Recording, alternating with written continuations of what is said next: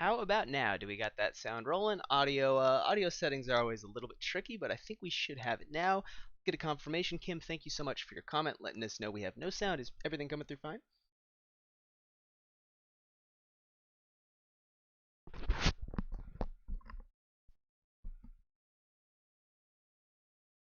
Right there. Oh, we got. Looks like we got it, everybody. Perfect. Well, everybody, thank you so much for taking the time out of your busy day. I know each and every one of you as event creators has literally a million things on your plate. You got a million different things you can be doing, and it really means a lot for all of you to be spending time here with us today to learn about Facebook and Instagram marketing for all of your events. So, just to briefly introduce myself, my name is Sam from the Eventbrite Boost team. Over the past 3 to 4 years, I've had the absolute pleasure of working with event creators from all different types of events, all different sizes of events, to really help them hone in on their digital marketing strategy to help you better bring people together with the events that you are throwing.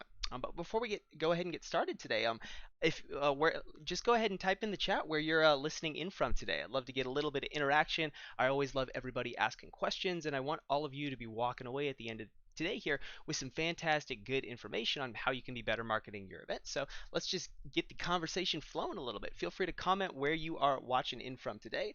We got Alana, hope I pronounced that right, from DC. Thank you very, very much. I have a few more. Or if it's a little more fun, if you're sipping on a coffee or a certain drink, let us know what you're drinking today. We got Corinne from Florida. We got Bethlehem from the Central Valley. Kim from Portland. NorCal from Arcata, California. We got Evan from. Ooh, we got a lot of people in here today. So awesome. We got Darren from Edmond, Yeslis from Queens, Alana, perfect everybody. We got Pam from Minnesota. Wow, this is by far the most amount of people I've had on this so far. So thank you very much for the interaction, everybody. Love to get things going today. So to just kind of give you a brief agenda before we go ahead and jump in, we're basically going to break down what effectively Eventbrite Boost is. We're going to dive into some samples of very successful event campaigns, and then we're going to show all of you how you can basically replicate that exact same strategy. I know a lot of times marketing can feel like we're kind of just going out in the wilderness and we're trying to do all of this hunting ourselves, but hopefully we can have you be walking away today with a repeatable strategy so that we can take a little bit of the stress out of the equation. We got Craig from Nashville, Debbie from Chicago, Brian from Nairobi, James from Steve Toledo, Ohio. We got Maria from Columbus, and everybody, I'm calling in from Torrance, California, Los Angeles, California today. So any of my LA folks, I hope you're all having a fantastic day. But I think we got the audio going, we got everything working here, so let's just go ahead and dive straight into it, everybody. So ultimately, when it comes to event marketing, we first just need to acknowledge that event marketing is not easy. I was in your shoes 4 years ago, actually starting as an intern in a venue up in the Bay Area called the UC Theater. And I remember when I first started looking at event marketing, it just felt like a million things were flying over my head at a million miles an hour. So if any of you today are, have kind of felt, a little anxiety or a little bit of a challenge for when it comes to event marketing, don't worry about it. We've all been there, and we want to help you today to feel a lot more comfortable and confident with everything that you are doing. And oftentimes it really feels like, when we're working with our marketing budgets, we don't have infinite marketing budgets. It kind of feels like we're just really trying to squeeze that lemon and get as much juice, as much bang for the buck as possible out of what we are effectively running.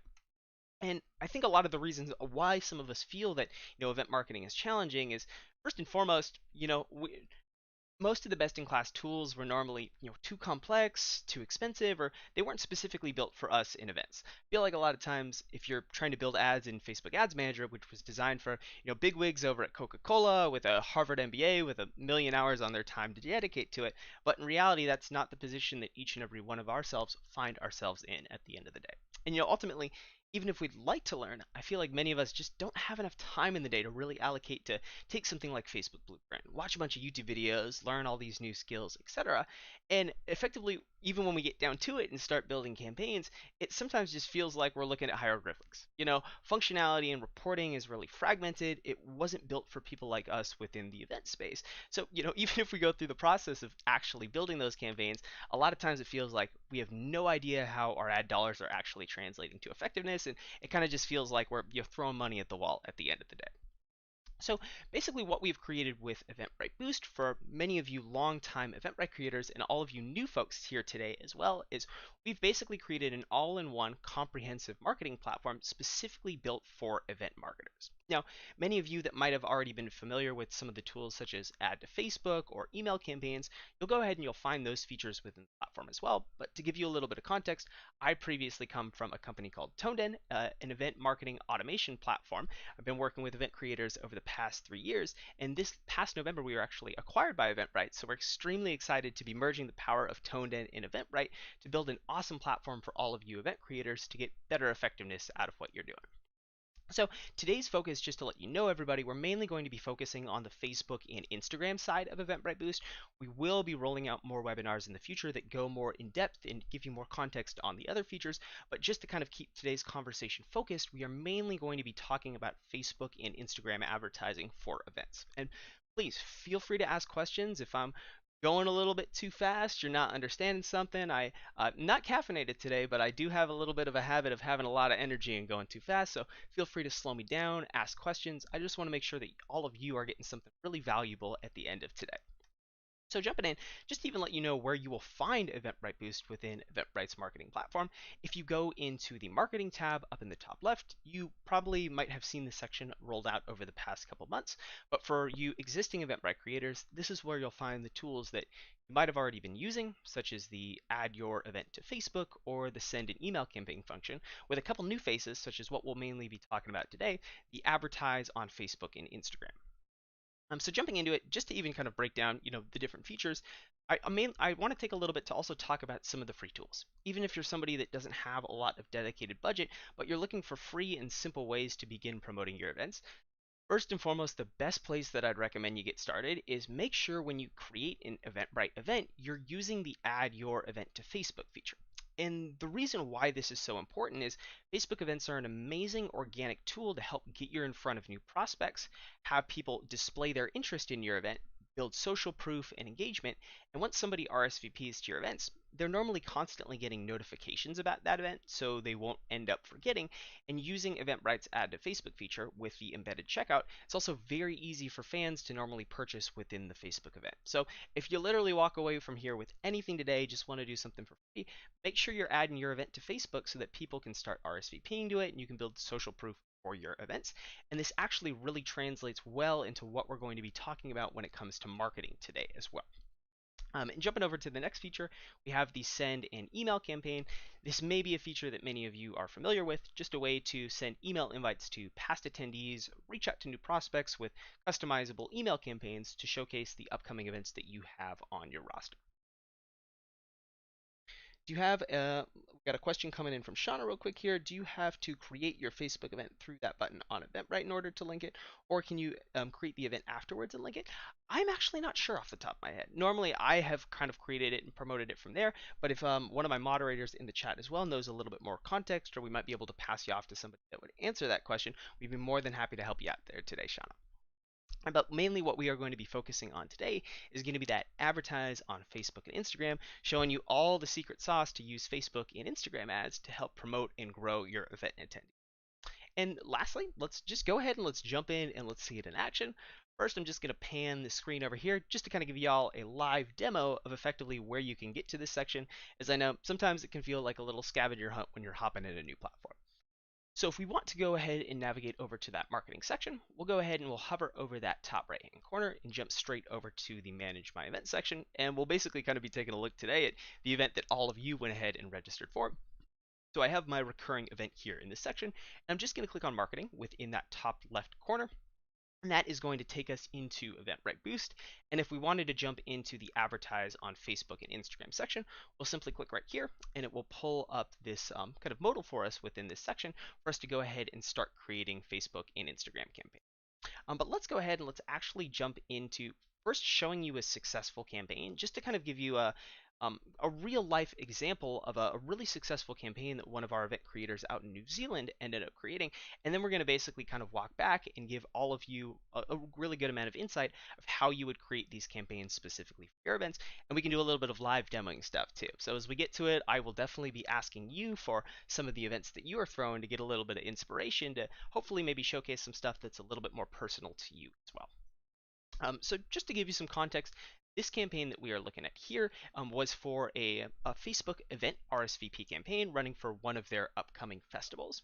And you can see kind of untraditional to things like Facebook Ads Manager, we're really trying to showcase you the information that's most important to you as an event creator front and center within the platform so you actually understand the effectiveness of how your ad dollars are translating to results. So up top here, we can basically see that this creator spent around 350 bucks, and they netted around 3K back worth in ticket sales, close to a 10x return on ad spend, which is definitely higher than average. So if you don't see anything like this, don't feel bad. And there also have been some changes recently on Facebook that might explain some ways that your ticket sales might not be tracked as they used to. So we'll go into that a little bit later. But diving, we can also see how many RSVPs resulted from this campaign we were running. And scrolling down a little bit further, we can get a breakdown of all the different audiences we used in our campaign. One really awesome aspect about our system is normally when you set up a Facebook ad campaign, your budget's generally split, equally across what you might be building. And there are going to be certain audiences that are more likely or more prone to purchase, and it would make more sense to actually allocate a little bit of budget to the audiences that are doing better. And whenever we try to do this manual optimization or use things like Facebook CBO that weren't really designed for people like us, it can oftentimes feel like maybe we're not advertising to the people that might be most likely to purchase. So one really awesome aspect about our system is we actually have built-in budget optimization that's been designed on how we see individuals purchase and register for events. So without actually having to allocate more budget to Facebook and Instagram ads, we can be making you a better return simply by moving budget from audiences that aren't working that well over to audiences that are performing better every 6 to 12 hours on the back end. So this was a fantastic campaign that they had ended up running for their event RSVP. It helped them drive a lot of sales and really grow a lot of registrations that are going to serve them very, very well as they get a little bit closer to their event and there is a little bit more urgency. So let's go ahead and we'll jump into the profile here that I actually have for the Eventbrite event that you registered for here today. And first and foremost, I want to showcase this event strategy section within here that you can also find if you are in this marketing section here.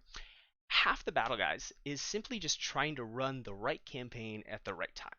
And especially if we don't have a lot of experience with Facebook ads, it's really sometimes a pitfall that we could fall into that maybe we're advertising the wrong type of campaign in the wrong period.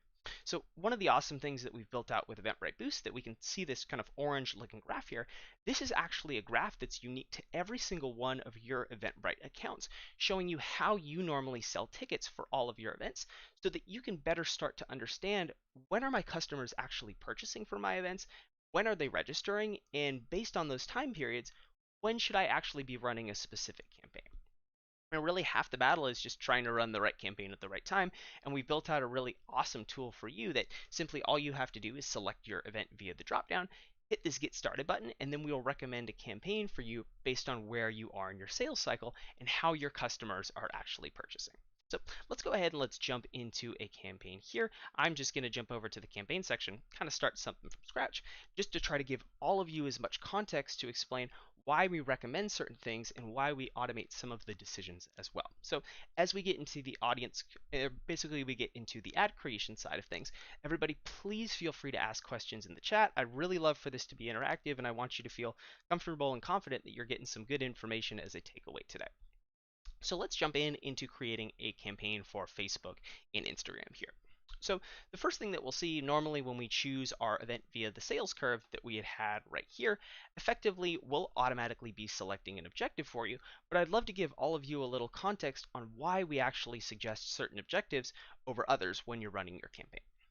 So this first option that we can see here, this get people to buy tickets on your website, this is commonly referred to as a link click or conversion ad on Facebook. If that doesn't make any sense, it's basically a simple word for saying this is normally the campaign that we're running when we're sending people straight to either your ticketing pages or your website, basically wherever it's most effective for them to end up purchasing here. So within this section, Normally, I would recommend running these campaigns that go straight to your ticketing pages whenever there's actual urgency for your customers to be purchasing. One of the best things that you can do is try to empathize and put yourself in your customer or your event attendee shoes and think about, based on this point in time right now, would I myself even be really likely to go ahead and purchase or buy a ticket? And normally these campaigns that go straight to your ticketing pages are best when people are likely to purchase or register, but these might not be the best campaigns to run if we're in a period where, let's say, your event is 4 months out and you normally don't sell many of your tickets until a week before your event. So if we're running this option, normally all we're doing is we're selecting one of the Eventbrite events that we would like to advertise, or we can also choose various different options up here as well. And just looking at a couple questions, we got Shauna, do you have to create, oh, we had already answered that question. We got a question from Luis. Do you have to create the event in Facebook first in order to use it in Eventbrite Boost? So you actually don't need to create, Lewis, just getting to your question real quick, you don't effectively need to create it within Facebook first. You could go into the marketing tab within Eventbrite, go over to the add your event to Facebook feature, simply choose the Facebook event or choose the Eventbrite event that you would want to publish over to Eventbrite, and this will help automate that process of making the Facebook event for you. So jumping back over to the other objectives of the campaign, one of my personal favorite objectives to run is something called the Facebook RSVP campaign. So if you've gone ahead and you've created a Facebook, this is kind of the same thing if any of you have boosted a Facebook event within Facebook itself, but it's going to be far more targeted and get you better results here. So why I really like the Facebook event RSVP campaigns is, let's say for example, I'm not quite ready to maybe commit to making a purchase or registration for your event. Simply if I even click on your ad or engage with it or visit your Facebook event, it's actually really easy for one, you to remarket to me in the future at a time when I might be more likely to purchase. But if I go ahead and RSVP, I'm constantly going to be getting notifications and reminders from Facebook so I don't actually forget about your event. And it's really accessible for people to also buy tickets within the Facebook event itself. So it almost is theoretically one extra click to get somebody to buy sending them to a Facebook event compared to sending them to your website. But at the very least, if we're in a time period where people aren't likely to purchase, you're getting a lot of great social proof and engagement that's going to aid you in selling tickets down the road. This does work for free events as well. So you can completely use this for free events as well. So within this section, normally all that we'd be doing is we'd be choosing, what's the event that we want to effectively advertise here in this section, or, if we're running a Facebook event campaign, we could simply choose it here within this section as well. So just for an example today, let me just go ahead and just so I can pull in something really accurate for you here, let me just go ahead and pull in the for my Eventbrite event that we have right here. And I'm just going to go ahead and paste this in here. Normally, you'll just be using the drop down to go ahead and select. So I'm just going to paste in the Eventbrite I have and continue to the next step. So just to kind of give you some clarification on how you actually run these ad campaigns, basically we have used Facebook's API to build a version of Facebook's and Instagram's ad platform specifically designed for event marketers. Now, all these campaigns that you run will still also appear in the Facebook backend, but you will need to have some infrastructure set up on the Facebook and Instagram end of things to actually run these ads. So the first thing that you're really going to need is you're going to need a Facebook page. You don't necessarily need an Instagram. You can actually advertise on Instagram through almost a ghost profile if you only have a Facebook page, but we'd highly recommend make sure you have a Facebook page and Instagram account created, as you unfortunately won't be able to run ads on Facebook or Instagram if you don't have one of those. I have trouble with Eventbrite recognizing some of my Facebook business pages. So Kim, we'll get into that a little bit later. I can kind of give you some context on why certain pages might not be showing up. But just to give you some clarification, normally the way that your pages or ad accounts would appear in this section is one person ends up syncing their Facebook to Eventbrite, and then all of the pages, ad accounts that you have proper access to on Eventbrite should normally send on the back end. So if my admin is in here, if we could also drop the support link within here for Kim, just so we can help Kim out and maybe point her in the right direction to need to get some of those pages loading for. And normally the way that we actually pay or finance these campaigns, let's say for example we're going to be doing a $50 budget for that campaign, that cost of that campaign is going to be getting billed to whatever card is on file for this Facebook ad account. So you can kind of think about it, that's almost like the credit card you use to pay for your campaigns. So I have my ad account selected here. I'm just going to go ahead and choose my Facebook and my Instagram. And then if you also use Facebook pixels for tracking as well, you can select that in this section. If you don't even know what that is, don't sweat it whatsoever, as we actually automate that entire process for you, so you don't even need to worry about it. So Amelia, can you look at the strategy ticket sales for past events? So right now, the basically that graph that we were looking at is basically giving you kind of an aggregate summation of how you normally always sell for your events. So it's not showing you right now like the sales on an individual event basis. That might be something awesome we could add down the road, but right now it's kind of giving you a more holistic view based on how you just in general sell tickets for all of your events. And then once we've selected everything in this section, let's skip over to the next step that we have here. And let's just take a quick pause as we've been talking about a lot. Let me just get a couple ones in the chat if everybody is following along. We've got a good pace so far. If anybody wouldn't mind, just want to make sure that we're not going a little bit too quick and everybody's following well today. I'm going to take a quick little sip of water.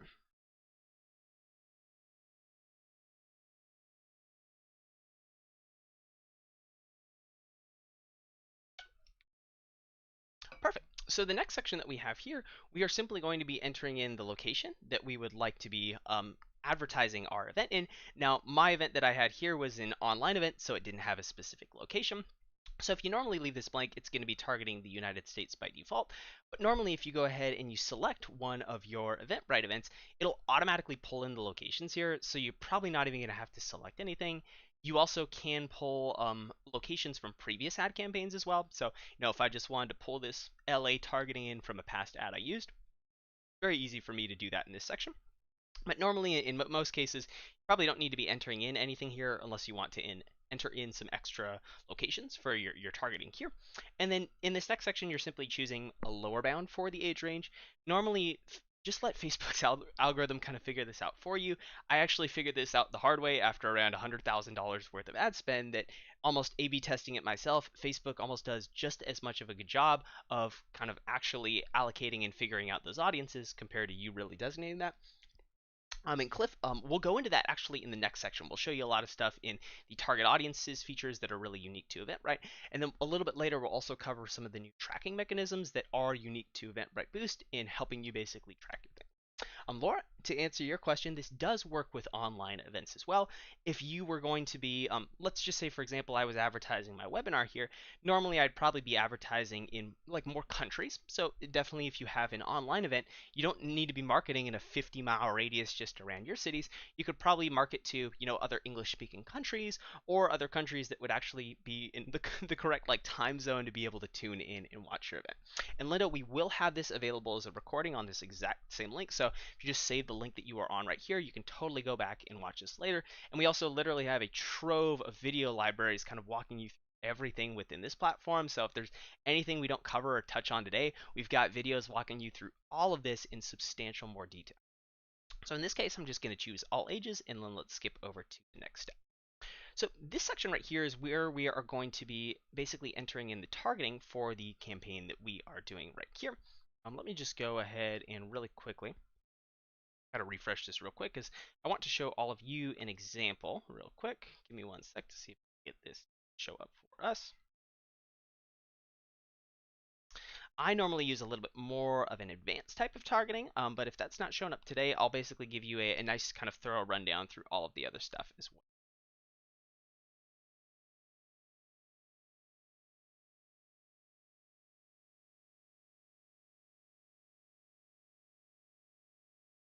Perfect. So this section that we have right here is normally what the majority of, oh, and where can you see all those? Let me just drop the link, Linda, for where you can find all of those. It's going to be that link. Drop it in there. That's where you can find all the help videos that we have on our site. So within this section, if many of you have done Facebook and Instagram marketing before, normally the most common type of targeting that you might have been working with is something called interest, behavior, or demographic targeting. So normally all we're doing in this section is we're just entering in a couple interests or behaviors or demographics related to our event. So let's say, for example, we are maybe marketing a like a digital marketing event, the event that we're marketing here today. I might go ahead and type things in like event marketing. And then this will go ahead and load it with Facebook with basically, all the interest that we could effectively hit. So generally, you're just entering in a couple interests related to your event. So I might type out something like event marketing, go back and choose my ad account here as well. Try reloading this. Sorry, having a little technical difficulty. My internet's a little bit slow today with all these streaming stuff going on. So let me just refresh this. Always got to roll with the punches, everybody. So thank you for your patience here today. Perfect, and then let me go back over. Boom, we should be perfect to get back to where we left off. I pretty much do this day in and day out, so we'll get back to where we were very, very quickly here. Section. Just want to make sure that we've got everything properly loaded so that I can give you, the best proper example here.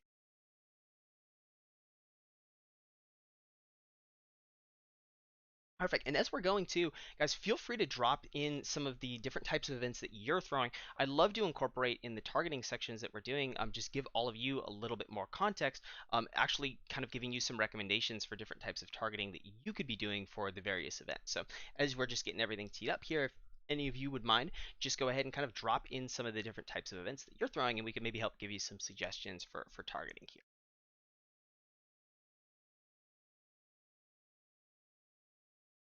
Perfect, so we got that all loaded up, and then we'll skip back over to the target audience section, just while some of you drop it in there. Perfect, and then I'll switch this over to the normal interface that most of you see right here, so we'll switch this over to the so we've got Cliff dropping some award shows in here. So in this case, just normally the simplest type of thing that you can type out is literally just type out like the name of what you're throwing. So in this case, we could do like award show, kind of see what shows up. In a lot of cases, if we end up typing something out here, even if it's relatively big, there's literally no rhyme or reason as to why we can target certain things with interest targeting on Facebook, or there's no rhyme or reason like why, for example, why wouldn't we be able to target something like Billie Eilish, a top 10 Grammy award winning artist right now? So if you ever type out something here within this section and it unfortunately doesn't show up, I'd normally just recommend try typing out a couple other things or a little bit more general. You can always even type out things like other competitors. So if you were doing something like an award show, maybe selecting something like the Academy Awards here would be good. Once you've actually entered in a couple interests, you can also use this drop down to get additional suggestions as well. So within this section, if you kind of don't know where to start, if you go ahead and enter in a couple things, you can actually get some recommendations from Facebook on, what are maybe other types of things that we could add into the mix here. So in a lot of cases, if you only maybe enter in one thing here to get started, the suggestions might not be the most accurate. So what I generally recommend people try to do is maybe try to go ahead and enter 3 to 5 interests here within the section or behaviors related to your events. And then just go ahead and use the drop down and kind of see what Facebook is suggesting. If it's suggesting something like The Expendables 3 or some weird movie and you're advertising yoga, just know that's not the most accurate thing for you. Let's see, we also have got real estate in here. So if we were doing something like real estate, let's just go ahead and maybe type out real estate and kind of see the various real estate related interests. So targeting people interested in real estate. Maybe something like home buyers. I'm not sure if that's something that you could potentially target, but we might as well type it out to see. You can target Colorado first-time home buyer. That's kind of interesting, but like home buyers direct. Looking at some of the other stuff that we have in here, we got a classical music concerts. Awesome. So we'll dive into the concert stuff. I'll show you some real secret sauce there in a minute. But we basically have therapy, leadership. Let's go ahead and maybe just type out like leadership here within the section. It's generally pretty. I can even type out leadership myself today. So let's go ahead and type out leadership. We've got this in here. We could do something like entrepreneurship or something like that. That generally is a pretty common one that a lot of other people hit. And then kind of once we have a couple in here, we can use that drop down and just get more suggestions. So normally just go ahead and enter in a couple ones. Ooh, online and in-person events for Amazon sellers. That's awesome. So if we were doing something like that, we might be able to type out, Amazon sellers. I think that should, maybe if it's just Amazon, got the Amazon River, Amazon rainforest, but we don't got Amazon sellers. So normally, just everybody press a 1 so far if you're kind of following with what we're talking about with interest targeting. You're literally just typing in interests related to your event, finding things that you could target. Once you have around 3 to 5 in here, just kind of use drop downs. There isn't a right number to have in here, but you'll just generally kind of want to look to the bottom and make sure you're not only hitting like 500 to 1,000 people in your area. Like try to get this to be around like 100,000 to maybe 1 million people. But if you're in a really really small town in South Dakota or something like that, throwing a concert with a 50-mile radius, you might just want to do something like targeting everybody in the area. Awesome. So let's actually show all of you that are, throwing music related events a really awesome shortcut. So normally what I used to do back in the day when I'd be advertising concerts in the venue that I work for using this platform, I did this painstakingly annoying process of going to Google. Let's just say, for example, we were throwing a Beatles cover band or something like that. I'd go to Google, type in artists related to the Beatles, then I'd write down, like manually write down a list of like anywhere between like 20 to 50 artists, and then I would go ahead and type them out one by one, and it was the most frustrating thing whatsoever. And Luis, real quick, the country targeting, that's actually in the step before this. So, if you wanted to target specific countries, that'll be back before. But jumping back to it, what I would do is I'd write down this massive list of these artists and then type them in manually as interests here in this section. And then I'd find out I probably couldn't even target like 50% of what I added. It literally took me almost like 5 times as long to just build an interest audience than it normally takes me kind of nowadays to build a campaign. So we built out this really awesome integration that actually uses data from Spotify that you can literally just go ahead and type out any artist on Spotify. So let's just go ahead and type out the Beatles right here. We'll choose the Beatles and give it like 2 seconds. Boom, we automatically have an audience of all of these different types of related artists. So no more are you going to have to do a lot of manual kind of like interest targeting and things like that. You basically can just simply type out an artist or type out multiple artists. Let's just do, maybe it was like a Beatles and Rolling Stones cover band or something like that. You can always type in more than one, and it's going to automatically generate an audience for you of these interests. And then you could always go down in this section and just type out things yourself. So if we wanted to add like classic rock or something within this mix, or type out any other different type of interest, or maybe we don't think Elvis is related, you can kind of just use this as almost a launching pad to help you build some interest really. Now, I just want to clarify that this has nothing to do with actually targeting people on Spotify.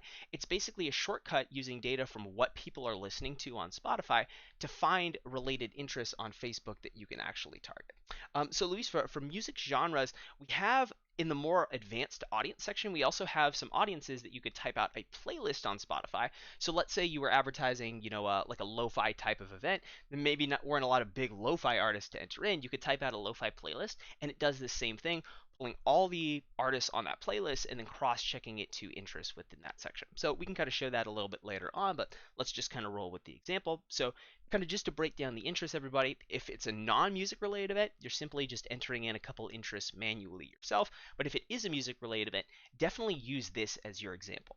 And I also just want to show you one thing that you could possibly run into and a way to work around it. So let's just go ahead and type out an artist here that is relatively big. This is an artist with 135,000 followers on Spotify, but when we enter it, we only get one interest back. What this means is every other related artist out of the 20 or so in that fans also like section for this artist, unfortunately didn't actually show up. They weren't targetable on Facebook as interest. So if you ever run into this, try to enter in other artists, of a very similar genre that might be a little bit bigger, and that'll help pull in a lot more interest within this section. But let's roll with an example that we have here. Let's just pretend, for example, we were doing some yoga and wellness here today. So we'll just go ahead and type yoga. We'll maybe type out your wellness, something like that. Just generally entering in a couple interests, and then we can get a couple extra recommendations. Maybe just go ahead and choose some of those, and then we should be able to hop over to the next step. So basically the next component for our target audiences is our remarketing component. So automatically, without you having to do anything, we're going to be including, and you could also choose if you don't want this to go into the advanced section and get rid of this, but you could also choose, it automatically includes people that interact with you on Facebook. So that's all the people that like, comment, share on your pages. It also includes your Facebook event traffic. So why I've been going on and on, you're like, Sam, stop talking about Facebook events already. Why Facebook events are so important is every single person that visits your Facebook event can easily be remarketed to. So let's say, for example, you get 2,000 people to visit your Facebook event, even if it's not an RSVP, literally just them clicking on it and visiting that event, you're going to be able to remarket to all those people, maybe at a point where they're more likely to purchase down the road. So you really actually don't have to do anything. We'll include that automatically. But if you also had an Instagram business account, just a note, you do need an IG business account to be able to remarket to your traffic. You don't need that just if you want to run ads on Instagram. But if you also had an Instagram account that you wanted to hit the engagement traffic of it, feel free to include that as well. And then if you also have that Facebook pixel that we automatically install on Eventbrite for you, or one that you wanted to target the traffic, even though this isn't as as strong as it used to be after the iOS changes, you can go ahead and select that as well. Now, I know what you're asking me here, Sam. I might be a little bit more of an experienced Facebook advertiser, or okay, how do I actually take this to the next level in terms of targeting? So we actually have two different versions of the targeting interface, depending on how familiar you are with Facebook advertising. If you're just a brand new creator getting your feet wet, you might not have to do a lot more. But for many of you that have actually been collecting on data on Eventbrite for past purchases for maybe a few years now at this point, or building things out like mailing list, we can actually switch this over to the advanced targeting section. And this is a far more robust way that we can actually add in extra audiences to A/B test. So if I had to be hypercritical of myself now with this campaign that I'm building, I could almost give the analogy that it's like we're kind of walking in the casino right now, betting it all on blue, I guess, in this case.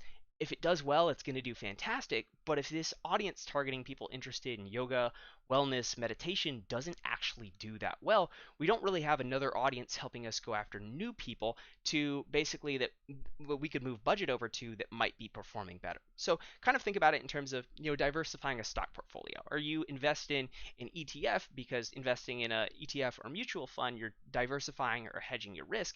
Exact same thing with your target audiences here. So maybe let's say, for example, if you're kind of just getting started, you could simply go ahead and duplicate this. And where is my Facebook pixel in Eventbrite, Corinne? Corinne, you'll actually find that information on like the Facebook end of things, but we do have guides as well that'll walk you through like exactly how to find that pixel, exactly how to install that pixel on Eventbrite. But if you are using our system to run campaigns, you don't actually even need to worry about it whatsoever, as we completely automate that process for you. So getting back to what we were talking about here, just checking the time really quickly. We still got a good amount of time here. What you would want to be doing with your campaigns to take it to the next level is actually doing more A/B testing. So maybe incorporating a couple different target audiences, helping you go after new people. So in case one of those doesn't do that well, we're basically moving budget over to another better performing audience. So, if we were just getting started here, and you really didn't have much data at all to use, you could try doing something like another interest audience here, where maybe we target like slightly different related interests. Like, maybe this group we target people that are like runners or things like that, or like athletes or something like that. That would just be, if I can spell athletes today, my goodness, I'm out of it, guys. Basically, what we're doing here is we're just kind of entering in other related interests, but I want to expose you to a lot of other really powerful Facebook audiences that you might not even know exist, because normally when you're building campaigns in Ads Manager, you're going to a completely separate spot to build those audiences, and then you're going to a completely separate spot to build your campaigns, and we've really made it comprehensive in one here. So let's go ahead and hit this add new button, and you can see we have so many different types of audiences that you could use and incorporate. And one of the really unique things about Eventbrite Boost is we actually have ways that we can tap in directly to your past buyer data to leverage people that have bought for your events to either target those that have bought from you in the past, or use that data to actually help you go after new people that are very similar. So any of you that are familiar with Facebook advertising, you might have heard of something called a lookalike audience before. The best way I could describe it is if any of you are familiar with the Spider-Man meme of the two Spider-Mans pointing at each other, that's almost exactly what's going on. You could think about it that it's accomplishing the same purpose as an interest audience, where we normally enter the interests ourselves. But what's actually happening is we're given Facebook a data source, and these data sources could be anything.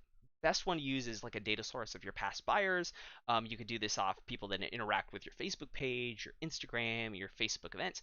So you're giving Facebook a little bit of data, kind of analyzes like, what are the people like in this pool of data, and it's going to spit you back a brand new audience of tons of people in your area that are very similar to those in that data source that you gave it originally. So, maybe if you're just getting started, if you're making Facebook events and getting a lot of Facebook engagement, you could do something like a lookalike of people that interact with your Facebook events. So this is taking the data of people that visit, engage with your events, and spitting you back a brand new audience of people that are really similar. Now, when you've been on Eventbrite for a little bit of time and actually have a lot of data, is where the really fun stuff kicks in, as by far the best audience that you can use and leverage to go after new people is actually in this Eventbrite data sources section right here, and it's going to be the lookalike of past purchasers. So it's this kind of second option here, and basically what's happening is on the right we'll kind of choose our Eventbrite organization. So let's just pretend for right now, I had my Eventbrite organization synced up with what all of you registered for here today. So all of those registrations, that data can be used to help you go after people that are very, very similar. So this is a great way, maybe if you don't know who your interests are, but you had a lot of people purchasing, you can use this to help you go after people that are very similar. And from a statistical standpoint, from around 3 to 4 years worth of data, this is by far the best audience you can use on Facebook and Instagram when you have a good amount of data to help you go after brand new people and kind of get them into your funnel. And additionally, we also have a version of kind of the remarketing audience. So this is actually included just by default if you're using the simple targeting. It pulls the people that interact with your Facebook page, your Instagram, your Pixel, but you can also choose more pages as well. So I know many of you actually have access to other partners' pages, or let's say, for example, you're a concert venue and you get access to the page of the person that you're actually marketing for that show. If you're not able to target that artist as an interest, but you have access to their page, you can include any other Facebook pages that you happen to have access to here in this section that you can leverage from a marketing standpoint. So, if I had access to a band's page, I could use the data from that to help directly market to their fan base, even if I'm not able to target it with interest targeting. Or let's say, for example, you're trying to grow your food event and your buddy has a massive, massive page with tons of engagement. He could give you access to that page, and even though you're not kind of running anything from that page, this all happens on the back end and it's completely invisible, you could basically directly market to all of that engagement data. Amelia, thank you so much. I appreciate that. And we also have a version of this as well that will basically pull your past buyers directly from Eventbrite. So one of the really unique things about Eventbrite are these remarketing or the kind of Eventbrite specific audiences. Because in most cases, if you wanted to build this on Facebook, you kind of have to download a CSV of all your past buyer data. You got to go upload it to Facebook, and that takes around like 5 minutes to build the audience. Or simply with this tool, if we want to also include people that bought from us in the past, literally all we're doing is we're choosing our Eventbrite org via the dropdown. Boom, we're targeting everybody that bought from us in the past. And to just briefly let you know how that works too as well, if you have somebody's email, so past purchaser email, that matches up to Facebook and Instagram data, or people that use that email to log into their accounts, and that's how you're actually able to target all of these individuals. And one really cool thing that we've been working on as well that should be coming out within the next couple months is something called Eventbrite Smart Audiences. So these will be awesome for all of you creators of all different, sizes in terms of growing your brand and your organization, but it's a way that you can leverage proprietary data from Eventbrite to help you go after individuals that have purchased for other similar types of events on Eventbrite. So that's coming down the road. We're super, super excited on it, as it's basically like our own kind of version of lookalike audiences for you to use. Now, basically, let's say, for example, we kind of ran this campaign with what we have here. This is an awesome audience mix. This is like kind of what I actually normally recommend to most of my clients that I work with here. But basically, if we had this interest audience helping us go after new people interested in yoga and wellness, this like existing fans audience is just kind of hitting like anybody that's a little bit lower hanging and more likely to purchase, greater purchase intent. Then we also, can we create a QR code for participants? I'm not exactly sure about that, J-Rod. That isn't my area of expertise, but feel free to drop us, another question or reach out to Eventbrite's proper support too, and we can get you a little more context on that, boss.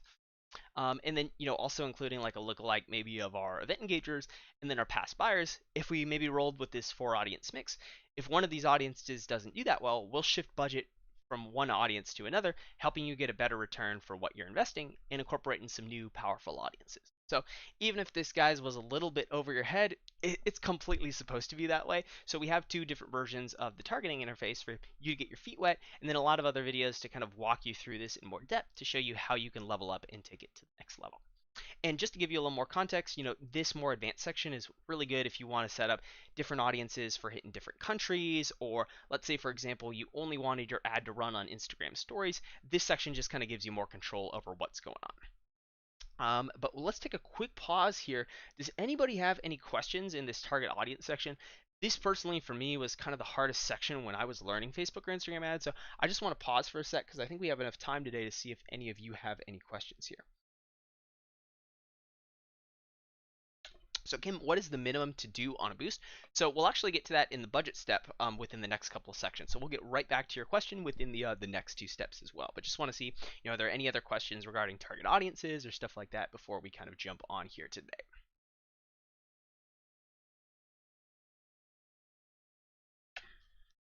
If I'm not looking at the screen, it's because I'm looking at the chat over here on the right.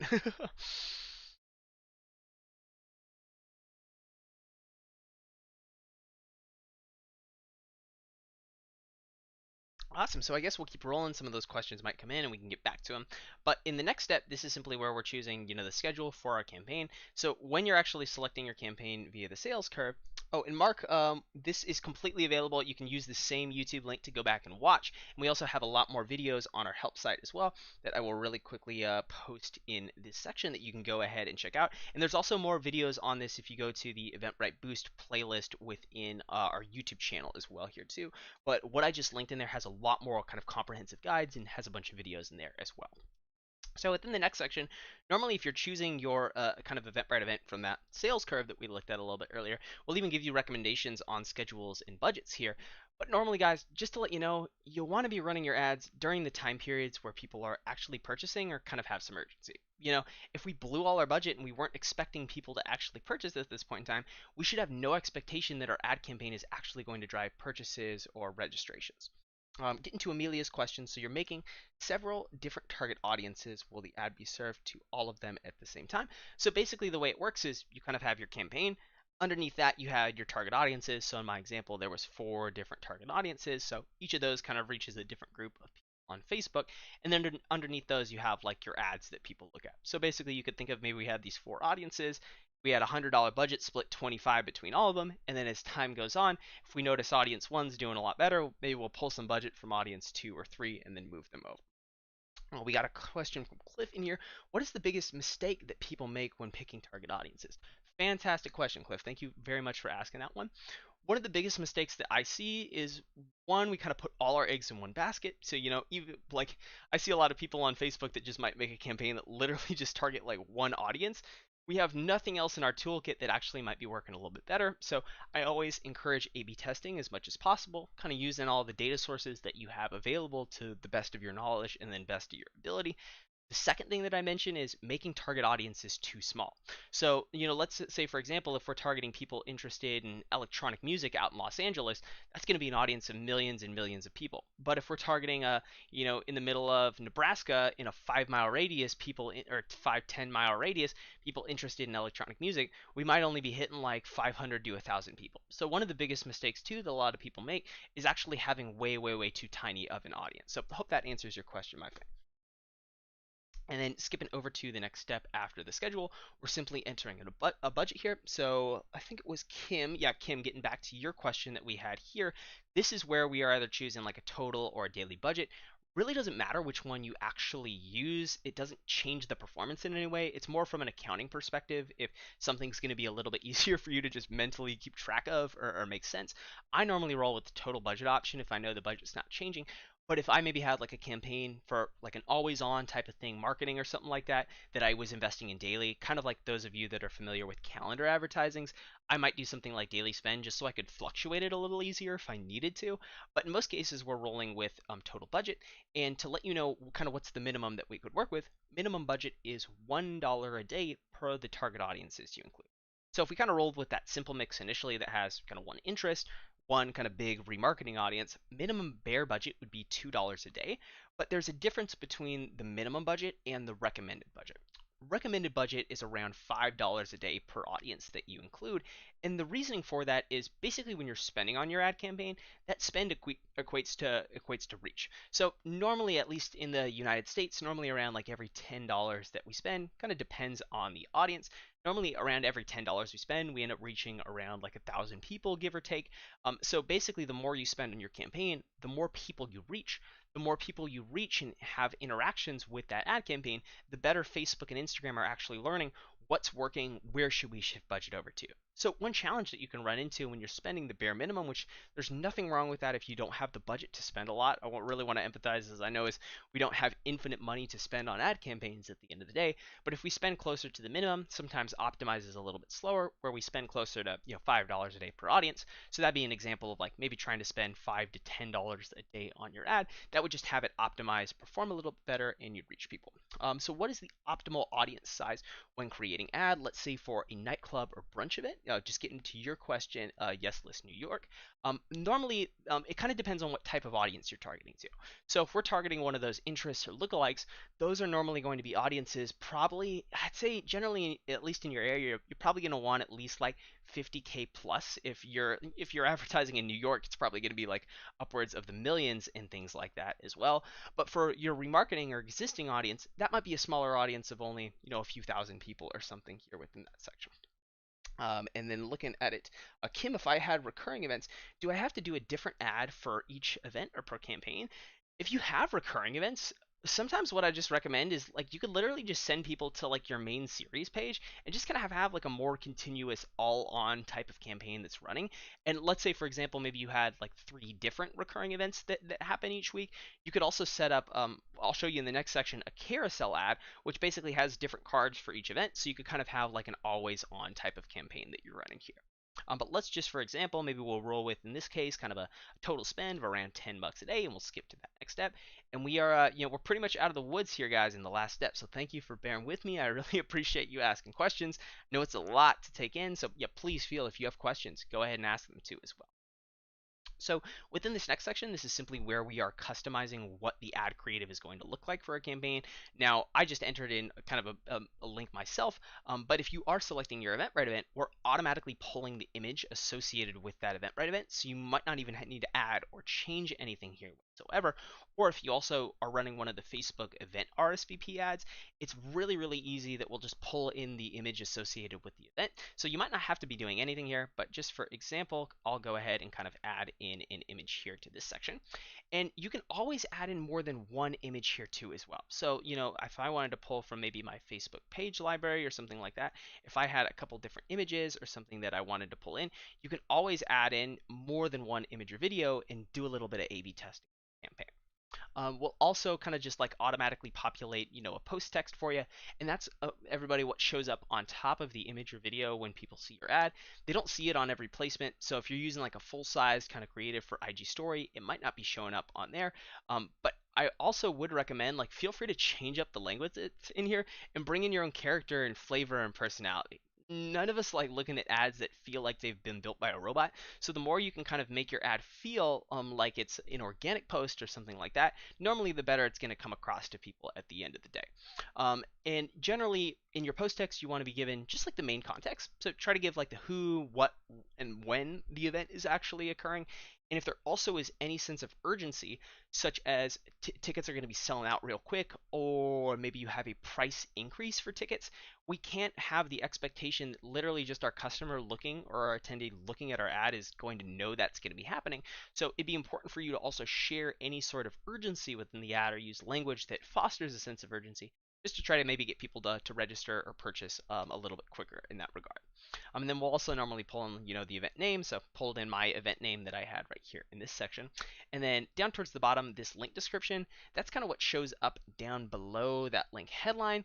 But in a lot of cases, it doesn't show up on every network placement. And it's like literally the last thing that people are ever paying attention to. So you're generally just trying to say something like what's happening or what's somebody getting themselves into when they end up clicking on your ad campaign. And the last section, this is the call to action. So that's basically the button that shows up on your ad, or if it's one of the IG story ads, kind of what shows up in that like swipe up link. And just to let you know, you don't have to have 10,000 followers on Instagram to be able to run ads that actually have the swipe up feature on Instagram. So if any of you are still growing your brand, you can have, your Instagram story ads that run with the swipe up when you are running ads. It's only the organic side that you need 10K followers for. But in most cases, we generally would recommend the buy tickets button. May kind of feel like a shotgun sell, but it's honestly the most contextual and straightforward for your customers. But if you are marketing a free event or like an online event or a live stream or something like that, you could use something like, get showtimes or sign up or order now, watch more. There's a couple different options, and we do have that buy tickets call to action that isn't natively available for every Facebook campaign. You can use it for anything that you're running in this platform. And then you'll also notice that there are these variation buttons that we could hit to kind of add in an extra variation. Basically what happens if you add in another variation is we'll do some A/B testing for you. So we'll spin up basically 2 versions of that ad. Whichever one performs better, we will allocate kind of more of that budget over to at the end of the day. But one mistake I really first made when I first started running a lot of ads, I thought A/B testing, that's, the coolest thing. I'm just going to build like 80 variations of my ad campaign. But what ended up happening was my $100 budget was split between those 80 variations. So, each ad was maybe only reaching like 100 people. Facebook was getting no data on what's actually working and then it optimized really poorly. So when it comes to A/B testing, everybody, unless you're working with massive budgets for your campaigns, probably of like upwards of like a few $100s to 1,000, really the only thing that you ever really need to A/B test might be that image or video. So, if you had a couple different images to use or like one image, one video, I might recommend just add in like a secondary image or video. And you don't really need to worry about A/B testing a lot of the other components of your ads, as they're kind of more of an afterthought. Our attention spans are literally only around like 2 to 3 seconds on Facebook nowadays. So it's so important that you're using good images or videos to capture people's attention, as that's what's going to be drawing them in and focusing their attention. And I always would recommend, I know all of you don't have it. I know a lot of you are one man or one woman shows that are going on here, but if you happen to have video content, I'd really highly prioritize use that video content, as video content generally really captures people's a lot more attention. It's substantially more engaging, and there also sometimes are just extra benefits from using video content as well.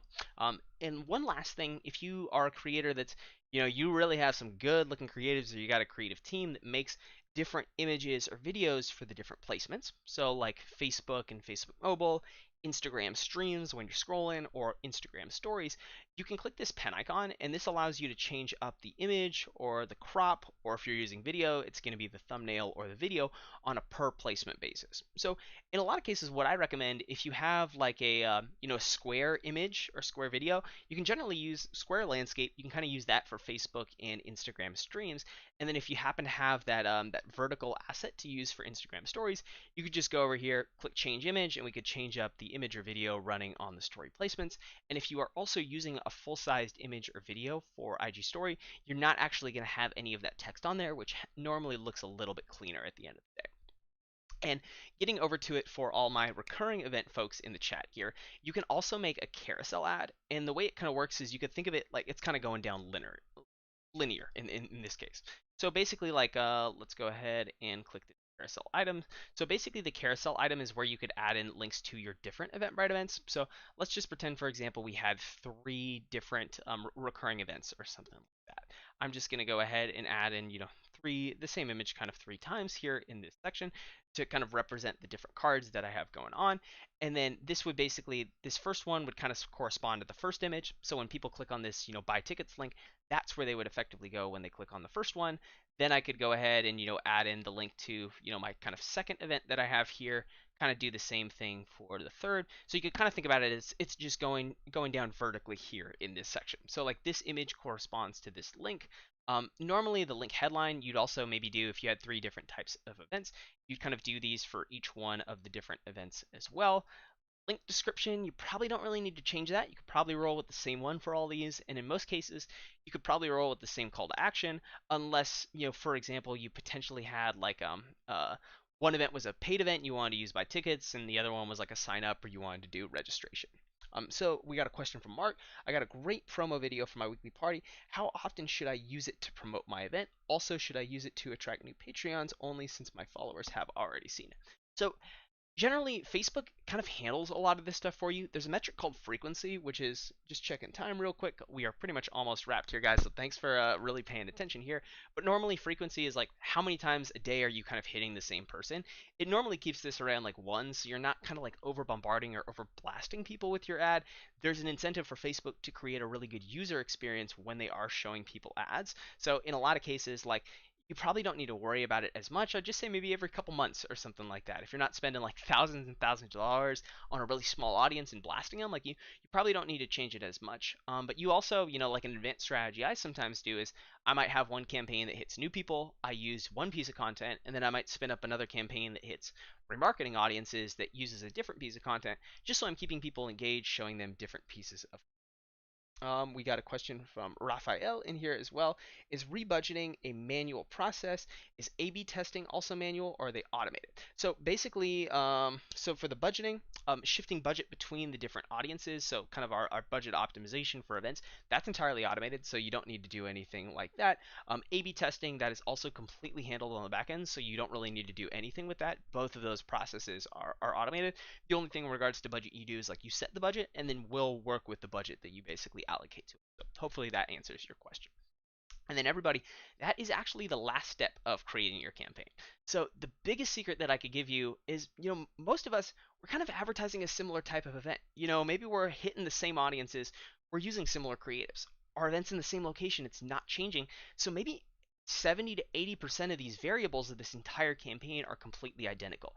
The best thing that you could possibly do, what I did was I actually saved different kind of campaigns almost as draft templates to work with. So I can save what we've been working with to here. I'll just save this as test event campaign. So I'll save this. And what we can do is we can duplicate campaigns we've already built or duplicate drafts to go ahead and effectively build new ads. So let's say, for example, we were early into our event's life cycle. We ran this campaign, and then we're getting a little bit closer to our event. We need to run another one. Odds are most of the stuff isn't changing, so we can simply hit a duplicate button. If our event's not changing, we simply skip this step. You're probably always running it from the same pages, so you could probably skip this one. Probably running it in the same locations, you don't need to change this one. Maybe you might make a little tweak to your target audience or something like that, but you might not need to change it. So then maybe really all you're doing is setting a new schedule for the ad. Maybe you're even working with the same budget. Maybe that doesn't even need to change at all. And then maybe you're even running it with the exact same ad creatives, or simply changing up a little bit more language to kind of foster a sense of urgency. So maybe you're only changing like 2 or 3 things of your campaign. So the easiest and kind of best piece of advice that I could give you is we've tried to really build this out to create a rinse and repeatable strategy for you. So it doesn't feel like you're reinventing the wheel every single time. So normally what I do is I try to get creators with, kind of a good strategy that they have, and all you're doing is simply hitting a duplicate button to build campaigns, and then you can allocate your time to the rest of the other million things that all of you event creators have to do every single day. So just looking at it, it looks like that was 12. So that was a pretty quick hour. Thank you everybody for tuning in. Just letting you know that we are doing this pretty much same time every single Thursday. So you have some questions, feel free to pop in and ask us. We also got tons more guides and everything that'll help you learn all of this stuff as well. A lot of video guides that I built out that help go into a lot more context. You can find them in the Eventbrite Boost video channel that we have on our YouTube. There's a playlist that has a lot more guides that'll kind of more thoroughly walk you through things like how to audit your campaigns, what variables go into performance. So just wanted to thank each and every one of you for taking the time out of your busy day. I know you got a lot on your plate, so it really means a lot to us that you spent your time here with us today. And I hope at the very least you walked away with some really exciting information that you can help actually use to market your events and bring people together at the end of the day. So everybody, just signing off here. My name is Sam from the Eventbrite Boost team. Have yourselves a blessed rest of your Thursday, an amazing Friday, and have yourselves a great weekend. We will see you back here next Thursday, and everybody, take care. Have a good one.